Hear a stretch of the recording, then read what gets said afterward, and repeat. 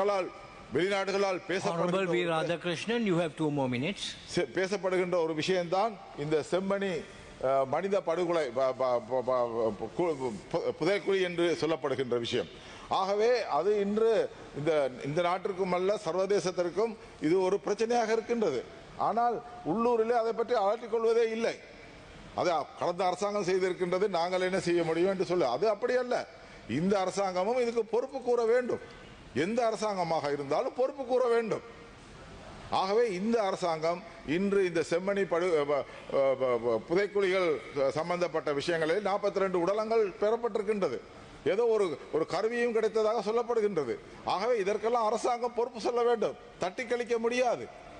அந்த மக்களை பாதுகாக்க வேண்டிய பொறுப்பு இந்த அரசாங்கத்தில் இருக்கின்றது. யார் அதை செய்தார்கள் என்பதை உறுதி செய்ய வேண்டும். அவர்களுக்கு சுயமான சிந்திப்பதற்கு அல்லது செயல்படுவதற்கான வசதிகளை செய்து கொடுக்க வேண்டும்.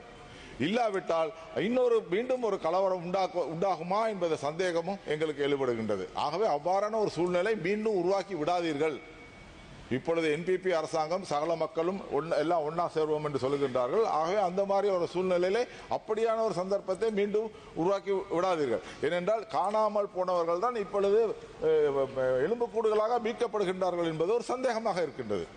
ஆகவே இதை நிவர்த்தி செய்ய உங்கள் வியாபாரம் குறைந்து உங்கள் வியாபாரத்திற்கு ஏற்ற வாடிக்கையாளர்கள் குறைந்து விட்டார்களா? நீங்கள் புதியதொரு வியாபாரத்தை ஆரம்பிக்க உள்ளீர்களா?